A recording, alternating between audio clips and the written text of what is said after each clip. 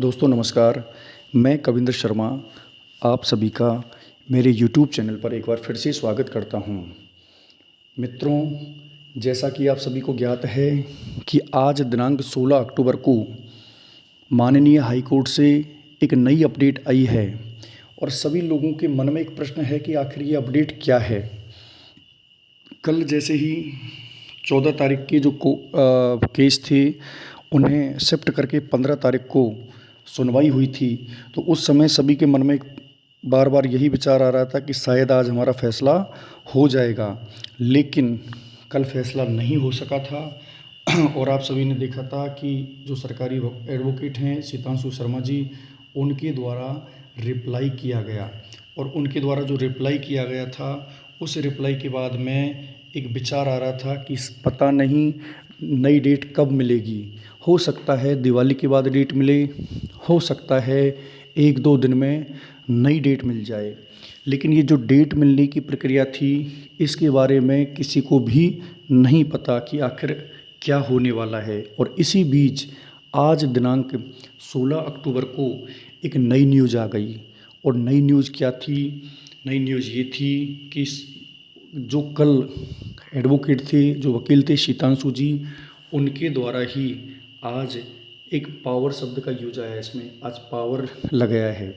अब ये पावर शब्द आते ही दिमाग में सबके ख्याल आने लगा कि भाई आखिर ये पावर क्या आ गया। तो पावर का जब मैंने कुछ जानकार लोगों से पूछा और इसका अध्ययन किया तो पता लगा कि पावर मीन्स होता है IA, और IA का मतलब होता है इंटरलोक्यूटरी एप्लीकेशन।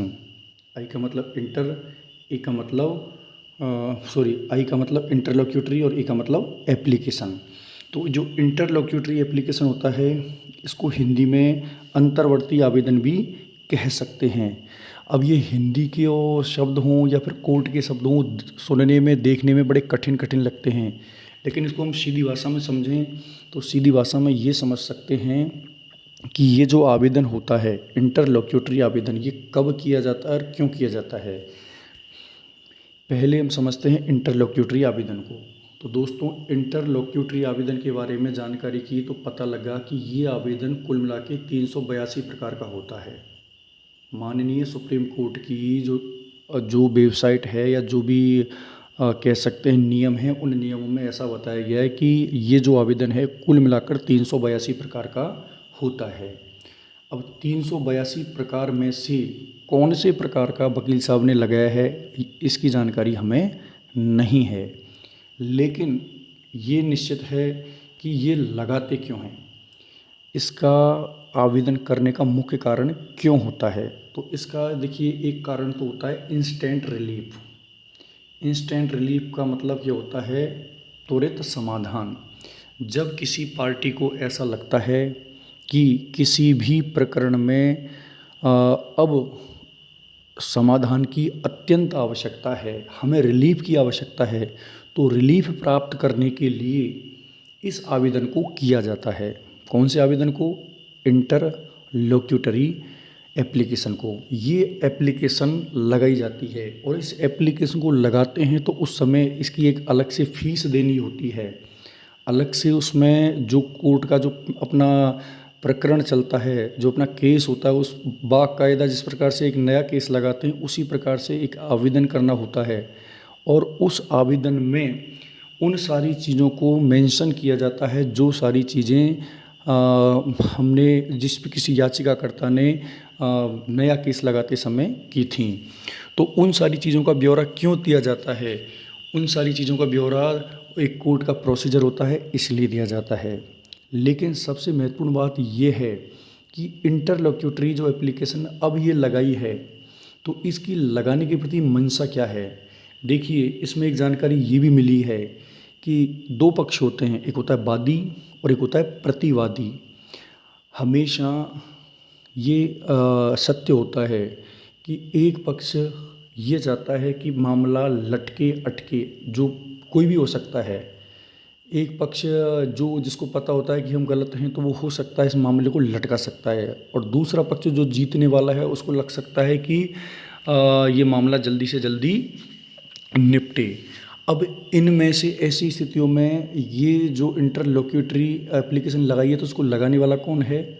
शीतांशु जी। शीतांशु जी किस पक्ष के हैं? शीतांशु जी हैं गवर्नमेंट के पक्ष के, क्योंकि जो मोहनलाल जी हैं उनके पक्ष के हैं राम प्रताप जी। अब राम प्रताप जी के द्वारा ये लगाई नहीं गई है, ये लगाई गई है शीतांशु जी के द्वारा। इसका मतलब ये पहल किसने की है? पहल की है सरकार ने। सरकार ने ये पहल की है तो सरकार चाह रही है कि जो मामला ट्रैक पर नहीं चल रहा है, जो मामला ट्रैक से उतर चुका है, उसको पुणे ट्रैक पर लाया जाए। अब पुणे ट्रैक पर लाने के लिए इस एप्लीकेशन को दिया गया है जिससे कोई अंतरिम आदेश माननीय कोर्ट के द्वारा किया जाए और समय पर किया जाए। इस प्रकार की मंशा इस इंटरलोक्यूटरी एप्लीकेशन में हो सकती है। देखिए, मैंने फिर कहा था कि कुल मिला के इसमें 382 प्रकार की चीज़ें होती हैं। वो चाहते क्या हैं, किस प्रकार के विषय के लिए एप्लीकेशन है। लेकिन जैसा हमारा मामला है, कल भी मैंने मेरी वीडियो में बताया था कि ये मुद्दा जनहित का है। जनहित का क्यों है? क्योंकि कुल मिलाकर 17,000 से अधिक शिक्षकों के पद MGGS में खाली हैं और MGGS में 17,000 शिक्षकों के पद खाली होने का सीधा सा मतलब है कि महात्मा गांधी इंग्लिश मीडियम स्कूलों में उन बच्चों के साथ कुछ ना कुछ तो अच्छा नहीं हो रहा जो बिना 17,000 शिक्षकों के पढ़ रहे हैं। ऐसी स्थिति में ये जो पावर का यूज किया गया है, इस पावर जो एप्लीकेशन है जिसको अपन बोल सकते हैं IA, इसका उपयोग है वो त्वरित समाधान के लिए हो सकता है। तो 1-2 दिन में हमें इसकी पूर्ण रूप से जानकारी मिल जाएगी। जानकारी इस बात की मिल जाएगी कि पहली बात तो ये एप्लीकेशन क्यों लगाई गई है और दूसरी बात, यदि जैसा हम सोच रहे हैं वैसे ही उसी कारण से यदि एप्लीकेशन लगाई गई है कि इसका त्वरित समाधान है और इसमें रिलीफ पाने के लिए मेन चीज़ होती है इसमें इसकी रिलीफ, यानी ये एप्लीकेशन को जो लगाया जाता है वो रिलीफ के लिए लगाया जाता है। रिलीफ का मतलब होता है एक तरह से हिंदी में क्या बोलेंगे उसको, समाधान कह सकते हैं। और इस रिलीफ को प्राप्त करने के लिए जो एप्लीकेशन शीतांशु जी ने लगाई है तो सरकार को माननीय कोर्ट रिलीफ दे सकती है और रिलीफ देने का मतलब है कि जल्दी से जल्दी इस मामले का निस्तारण कर सकती है। और यदि ऐसा होता है तो हम सभी साथियों के लिए एक बहुत ही अच्छी खुशखबरी होगी। तो ये पॉजिटिव न्यूज़ हम इसको कह सकते हैं, इसको हम नेगेटिव नहीं मानेंगे, इसको हम पॉजिटिव न्यूज़ मान सकते हैं। लेकिन इसके एक पक्ष को भी मैं बता रहा हूँ। इसका एक पक्ष ये भी है, देखिए मैं वीडियो बनाने का उद्देश्य ये भी नहीं है कि आप खुश हो जाएं या कुछ हो। इंटरलोक्यूटरी एप्लीकेशन पहले पूर्व में और भी लगी हैं, तो कई बार ऐसा होता है कि इंटरलोक्यूटरी एप्लीकेशन मामले को अटकाने के लिए भी लगाई जाती हैं। और ऐसे में ही एक प्रकरण पूर्व में भी हो चुका है जो माननीय सुप्रीम कोर्ट, और मैं शायद कोर्ट का नाम तो मुझे याद नहीं है, वहाँ एप्लीकेशन लगाई थी, कोर्ट का फैसला सुरक्षित हो गया था। सुरक्षित होने के बाद भी उस मैटर में इंटरलोक्यूटरी एप्लीकेशन लगा के और उस मामले को अटकाने का प्रयास किया था, लेकिन माननीय कोर्ट के द्वारा जुर्माना लगाकर उसको खारिज कर दिया गया था। लेकिन वहाँ क्या स्थिति थी? वहाँ स्थिति ये थी कि वो मामले को अटकाने के लिए थी, अच्छाई के लिए नहीं थी। यदि इंटरलोक्यूटरी एप्लीकेशन को अच्छाई के लिए, सही मामले को ट्रैक पर लाने के लिए, प्रकरण की जल्दी सुनवाई के लिए और शीघ्र समाधान के लिए लगाया जाता है तो इसके रिजल्ट पॉजिटिव ही आते हैं, नेगेटिव नहीं आते हैं। तो मुझे पूर्ण विश्वास है और पूर्ण आशा है कि जो ये इंटरलोक्यूटरी एप्लीकेशन लगाई गई है वो हम सभी MGGS की परीक्षा देने वाले अभ्यर्थियों के लिए, शिक्षक बंधुओं के लिए, प्रिंसिपल महोदय के लिए, सब के लिए एक सुखद खबर लेकर आने वाली है। मैंने जितनी जानकारी मुझे मिली थी वह जानकारी देने को आपको प्रयास किया है। फिर भी यदि किसी प्रकार की मेरे द्वारा दी गई जानकारी आपको गलत लगे या त्रुटिपूर्ण लगे तो उसके लिए क्षमा करना। बाकी यही कहूँगा कि हम सब के लिए आने वाले दिन अच्छे हों, मंगलमय हों, सबकी दिवाली अच्छी मने। इन्हीं आशाओं के साथ आप सभी को नमस्कार।